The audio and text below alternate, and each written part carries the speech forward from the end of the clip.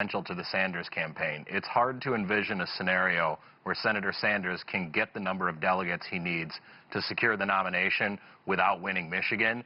It's also a vital test for his campaign. The former Vice President, Joe Biden, has picked up a lot of momentum, a number of wins in the last couple weeks. Senator Sanders really needs Michigan. So how did both candidates fare the last time they campaigned in Michigan, and what might be different this time?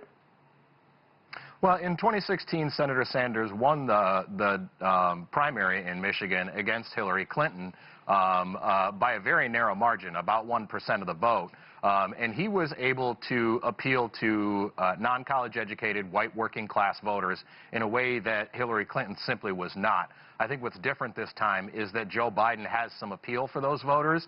Indeed, he's built his political career in the U.S. Senate appealing to those voters. And so how would you characterize the demographic makeup of Michigan, especially in terms of how reflective it is of the rest of the country? Michigan's a very diverse state.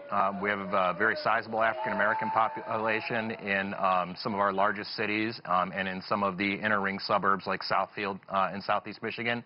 Our rural population tends to be white. Working class, tends not to have a college education, and on average they're older than the sort of median population in Michigan. Now, when people think of Michigan and their industries, the first thing that comes to mind is the auto industry. So how has Michigan's economy fared since the industry was bailed out amid the global financial crisis? Well, the auto industry has in large part recovered in Michigan, and that's been crucial to the really economic renaissance that's gone on in Michigan since the financial crisis. The auto industry has always been a huge part of the economy here, and it continues to be so, not just the three auto manufacturers, but all the Tier 1 and Tier 2 suppliers really throughout the state.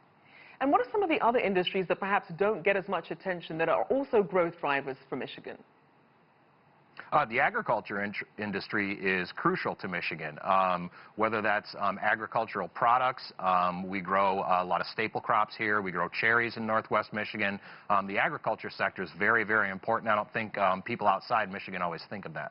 Now, over the last 3 years, job growth and gross domestic product growth has been especially slow in Michigan. What would you say are the biggest economic challenges for the state? Well, the state needs to catch up in terms of the sort of skills gap, as we say here.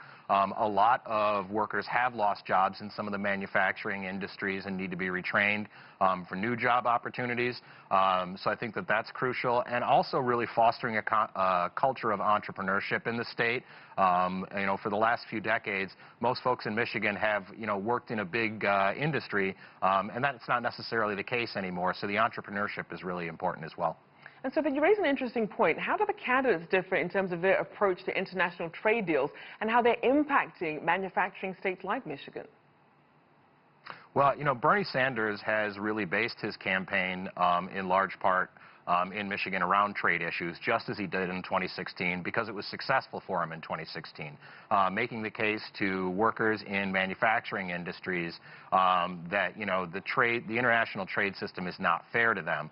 Joe Biden has made some of the same points. I think in Joe Biden's favor is his role in the automobile industry bailout. As I said, that saved a lot of jobs in Michigan. It was really crucial to setting the stage for Michigan to come back a little bit. So he's really emphasized his role in the auto bailout, and Senator Sanders' message has really been the United States needs to do better in trade deals to protect Michigan workers.